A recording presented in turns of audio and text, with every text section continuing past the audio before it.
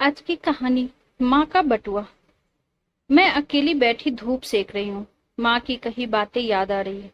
माँ को अपने पास रहने के लिए लेकर आई थी। माँ अकेली घर में रहती थी। हमें उनकी चिंता लगी रहती थी। पर माँ अपना घर छोड़कर कहीं जाना ही नहीं चाहती थी। एक बार जब वे ज्यादा बीमार पड़ी तो मैं इलाज का बहाना बनाकर उन्हें अपने घर ले आई। पर पूरे रास्ते माँ हमसे बोलती आई, हमें क्यों ले जा रही हो? क्या मैं अपनी जड़ से अलग होकर तुम्हारे पास चैन व सुकून से रह पाऊंगी? किसी पेड़ को अपनी जड़ से अलग होने पर पनपते देखा है?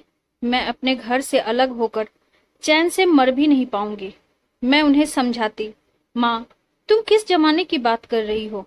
अब वो जमाना नहीं रहा। अब लड़की की शादी कहीं से होती है और वह अपनी हस्बैंड के साथ कहीं और रहती है। देश की तो बात ही छोड़ो, लोग अपनी जीविका के लिए विदेश जा रहे हैं। माँ, कोई नहीं जानता कब कहाँ किसकी मौत हो जाएगी। घर में कोई नहीं है, तुम अकेले वहां रहती हो। हम लोग तुम्हारे लिए परेशान रहते हैं। यहाँ मेरे बच्चों के साथ आराम से रहोगी। बच्चों के साथ तुम्हारा मन लगेगा। कुछ दिनों तक तो माँ ठीक से रही, पर जैसे ही तबीयत ठीक हुई घर जाने के लिए परेशान हो गई। जब भी मैं उसके पास बैठती तो वे अपनी पुरानी सोच की बातें लेकर शुरू हो जाती। हालांकि मैं अपनी तरफ से वे सारी सुख सुविधाएं देने की कोशिश करती जो मैं दे सकती थी, पर उनका मन अपने घर में ही अटका रहता। आज फिर जैसे ही मैं उनके पास गई तो कहने लगी, सुनो सुनैना, मुझे घर ले चलो। मेरा मन यहाँ नहीं लगता। मेरा मन वहीं के लिए बेचैन रहता है। मेरी सारी यादें उसी घर से जुड़ी है। और देखो, मेरा संदूक भी वहीं है जिसमें मेरी काफी सारी चीजें रखी है। उन सब से मेरी यादें जुड़ी है। मेरी माँ का मोतियों वाला बटुआ उसी में है। उसमें तुम लोगों की छोटी छोटी बालियां और पायल जो तुम्हारी नानी ने दी थी रखी है। तुम्हारे बाबूजी की दी हुई साड़ी जो उन्होंने पहली तनख्वाह मिलने पर सबसे छिपा कर दी थी उसी संदूक में रखी है। उसे कभी कभी ही पहनती हूँ। सोचा था कि मरने से पहले तुझे दूंगी। मैं थोड़ा झल्लाते हुए कहती, माँ अब उन चीजों को रखकर क्या करना? आज जब उन्हीं की उम्र के करीब पहुंची हूँ तो माँ की कही वे सारी बातें सार्थक लग रही है। आज जब मायके से मिला पलंग किसी को देने या हटाने की बात होती है तो मैं अंदर से दुखी हो जाती हूँ, क्योंकि वास्तव में मैं उन चीजों से अलग नहीं होना चाहती। उस पलंग के साथ मेरी कितनी सुखद स्मृतियां जुड़ी है। मैं शादी करके जब ससुराल आई तो कमरे का फर्श हाल में ही बना था, इसीलिए फर्श गीला था। जल्दी जल्दी पलंग बिछाकर उस पर गद्दा डालकर उसी पर सोई थी। आज भी जब उस पलंग को देखती हूँ या छूती हूँ तो वे सारी पुरानी बातें याद आने लगती है। मैं फिर से वही 17-18 साल की लड़की बन जाती हूँ। लगता है अभी अभी डोली से उतरी हूँ। वह लाल साड़ी में लिपटी सिकुची और सकुचाई हुई पलंग पर बैठी हूँ। खिड़की में पर्दा भी नहीं लग पाया था। चांदनी रात थी। चांद पूरे सबाब पर था और कमरे में पलंग पर बैठी चांदनी रात का मजा ले रही थी। कहा जाता है कि कभी कभी अतीत में खो जाना भी अच्छा लगता है। सुखद स्मृतियां जोश से भर देती है। उम्र के तीसरे पड़ाव में भी युवा होने का एहसास करा जाती है। पुरानी यादें हमें नए जोश उमंग से भर देती है।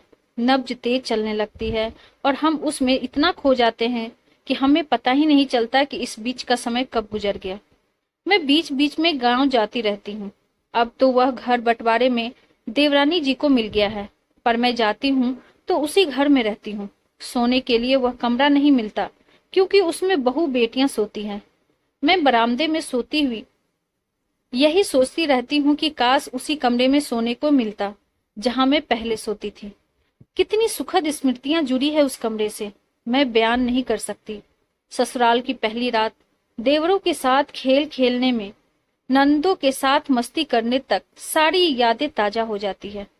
अब हमें भी एहसास हो रहा है कि एक उम्र होने पर पुरानी चीजों से मुंह हो जाता है। जब मैं घर से पटना रहने आई तो मायके से मिला पलंग भी साथ लेकर आई थी। बाद में नए नए डिजाइन के फर्नीचर बनवाए, पर उसे हटा नहीं सकी और इस तरह सामान बढ़ता चला गया। पुरानी चीजों से स्टोर रूम भरता गया। बच्चे बड़े हो गए और पढ़ लिखकर सब ने अपने अपने घर बसा लिए, पर मैंने उनके खिलौने, छोटे छोटे कपड़े अपने हाथों से बुने हुए स्वेटर, मोजे और टोपियां सहेज कर रखे हुए हैं। जब भी अलमारी खोलती हूँ और उन चीजों को छूती हूँ तो पुराने ख्यालों में डूब जाती हूँ। लगता है कि कल ही की तो बात है। आज भी राम, श्याम और राधा उतनी ही छोटी है और उन्हें सीने से लगा लेती हूँ। वो पुरानी चीजें दोस्तों की तरह, बच्चों की तरह बातें करने लगती है और मैं उनमें खो जाती हूँ। वो सारी चीजें जो मुझे बेहद पसंद है, जैसे माँ बाबूजी, सासू माँ, ससुर जी, वो दोस्तों द्वारा मिले तोहफे भी, सोने चांदी और आभूषणों की तो बात ही छोड़िए। माँ की दी हुई कांच की प्लेट भी मैंने ड्राइंग रूम में सजा कर रखी हुई है। माँ का मोती वाला कान का फूल और माला भी, हालांकि वह असली मोती नहीं है, शीशे वाला मोती है, पर उसकी चमक अभी तक बरकरार है। माँ बताती थी कि उनको मेरी नानी ने दी थी। मैंने उन्हें भी संभाल कर रखा हुआ है कि नानी की एकमात्र निशानी है, और इसलिए भी कि पुरानी चीजों की क्वालिटी कितनी बढ़िया होती थी। आज भी माला पहनती हूँ तो किसी को पता नहीं चलता कि इतनी पुरानी है। वो सारी स्मृतियां एक अलमारी में संग्रहित है, जिन्हें मैं हर दिवाली में झाड़ पोंछ कर फिर से रख देती हूँ।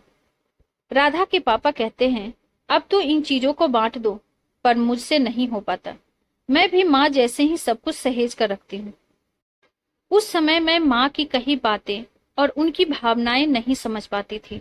अब मेरे बच्चे जब अपने साथ रहने को बुलाते हैं तो हमें अपना घर, जिसे मैंने अपनी आंखों के सामने एक एक ईंट जोड़कर बनवाया है, को छोड़कर जाने का मन नहीं करता। अगर जाती भी हूं तो मन घर से ही जुड़ा रहता है। पौधे जिन्हें मैंने बरसों से लगा रखा है, उनमें बच्चों जैसा ध्यान लगा रहता है। इसी तरह और भी कितनी ही बेहतरीन यादें सुख दुख के क्षणों की साक्षी हैं, जिन्हें अपने से अलग करना बहुत कठिन है। अब समझ में आता है कि कितनी गलत थी मैं। मेरी शादी गांव में हुई। पति के ट्रांसफरेबल जॉब के चलते इधर उधर बहुत जगह इनके साथ रही।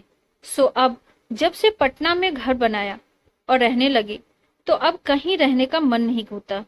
जब मुझे इतना मोह और लगाव है तो माँ बेचारी तो शादी कर जिस घर में आई, उस घर के एक कमरे की होकर रह गई। वे तो कभी बाबूजी के साथ भी रहने नहीं गई थी। इधर आकर सिर्फ घूमने के लिए ही घर से बाहर गई थी। पहले लोग बेटी के यहाँ भी नहीं जाते थे, सो वे कभी मेरे यहाँ भी नहीं आई थी। घर से बाहर पहली बार रह रही थी। ऐसे में उनका मन कैसे लगता। आज उन सारी बातों को सोचकर दुख हो रहा है कि मैं माँ की भावनाओं की कद्र नहीं कर पाई। क्षमा करना माँ, कुछ बातें एक उम्र के बाद ही समझ में आती।